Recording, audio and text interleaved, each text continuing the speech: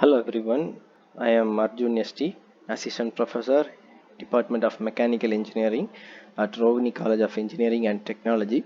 So in this video, we are going to discuss about the brief introduction of unit number 5 in automotive systems. Okay, so this is the last unit, fifth unit. So after completing this introduction video, we will be jumping into the main topics. Okay, so continue watching our videos, right? So the name of unit number 5 is alternative energy source. Okay, so nowadays we are moving towards alternative fuels because our fossil fuels are depleting nowadays. Okay, so we are moving towards alternative fuels as well as to avoid pollution, to control pollution, to save our nature. We are in a time to move towards alternative fuels. Okay, so in this chapter we will be studying about the uses of natural gas, LPG, biodiesel, bioethanol, gasohol and hydrogen in the automobiles. Okay, in the automobiles, so we are trying to use natural gas, LPG, biodiesel, bioethanol, gasohol and hydrogen as a fuel to run our vehicles.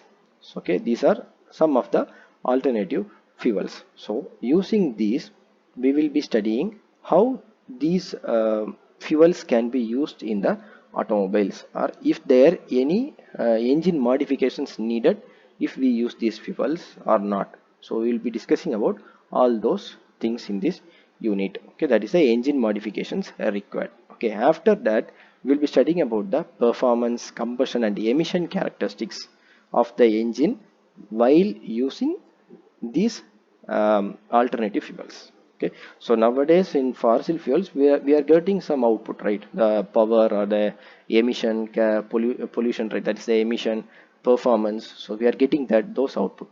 So if you are going to alternate fuel, if you are, altering the fuel, so using those alternative fuels, so what is the performance, what is the combustion, what is the emission rate? So those characters we will be comparing. And after that we'll be studying about electric vehicles, which are nowadays producing a huge impact in the automobile industry, because that is a zero emission concept. Okay, electric vehicles. Then hybrid vehicles, so only with electricity we can travel only to a certain extent. So that will be a major drawback. So after traveling to a certain extent, if you need to proceed, you have to make a halt and you need to recharge your vehicle. That will take time. So so that is one of the major disadvantages in electric vehicles. So what about hybrid vehicles? So combining electric as well as the fuels. So we'll be discussing about that.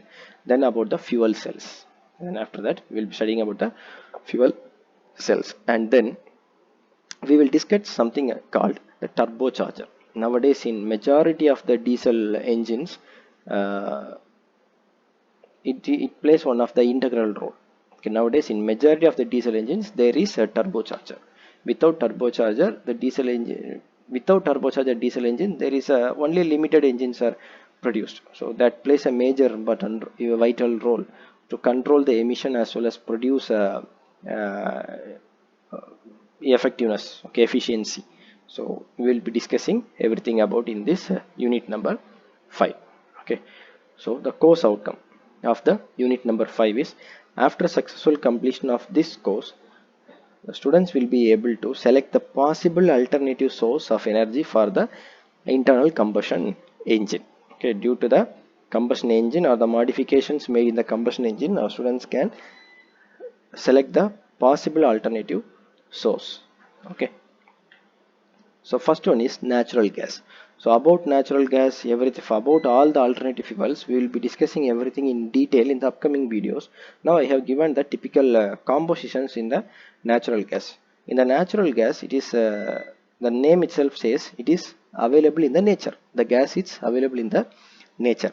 The major composition of the natural gas is the methane, which is about 70 to 90%. There is methane. The ethane, propane and butane, it is present from 0 to 20 percentage. 0 to 20 percentage. Then carbon dioxide is present 0 to 8 percentage. Oxygen 0 to 0.2 percentage.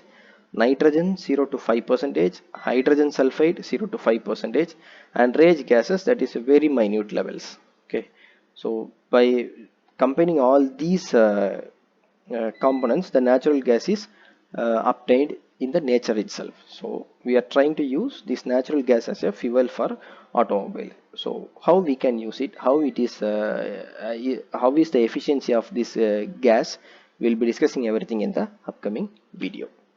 The next is biodiesel.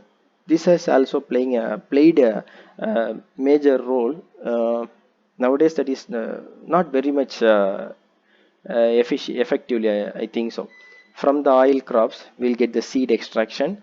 From the seeds, we will get the crude oil, that is the crude vegetable oil, that the raw vegetable oil. From the raw vegetable oil, we are going to the refining process, and we will get the refined vegetable oil. Okay, after getting the refined vegetable oil, we are going to the transesterification process, that is mixing alcohol and glycerol with the refined vegetable oils. By mixing in a certain procedure, we will obtain the biodiesel, which can be used in the vehicles. So okay, this is the biodiesel. So how the biodiesel is produced, or how it is effectively handled, everything will be discussed in detail in the upcoming video. The next is the fuel cell. Okay, the fuel cell uses hydrogen as a major fuel. There is anode and cathode particles in the fuel cell. Okay, it will produce by the production of heat energy. It will produce power with the production of heat energy.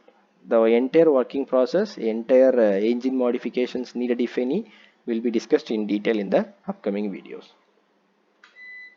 The next is electric vehicle. I have already said the electric vehicles are hitting the market, and the price is too high, but their concept is zero emission. Okay, there is no emissions. Okay, they will use batteries. You can see here, that is a battery pack. A huge number of batteries will be packed here. Okay, with this to this battery, the charge is made. After the battery getting charged, the vehicle can run to a certain extent. Okay, after that the recharging is necessary, so there is no emission. So that's why it is very famous. But if you need to travel to a huge distance, that is not very much comfortable, because you will be you have to stop, or you should make a halt for recharging for a huge amount of time. Okay, the Tesla Motors, that is the major electric vehicle production company, which has made a super process in this electric vehicle.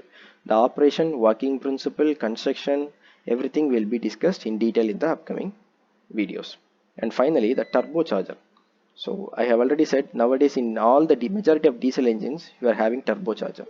So the basic operation of turbocharger is that it gets the engine's output. Okay, the engine's exhaust, and it will, using the engine's exhaust, it will make the turbine in the turbocharger to rotate. Okay, turbine in the turbocharger to rotate. Due to the rotation of the turbine, it will make the compressor in the other side to operate. Okay, due to the operation of compressor, okay, the fresh air will be taken in.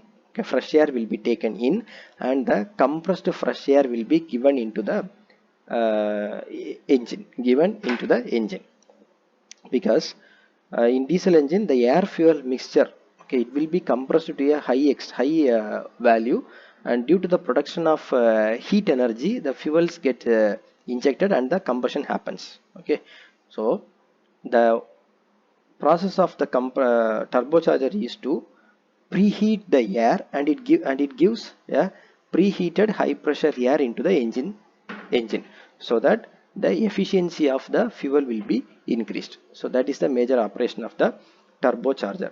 The exact working principle, construction, and components in the turbocharger will be explained in detail in the upcoming videos.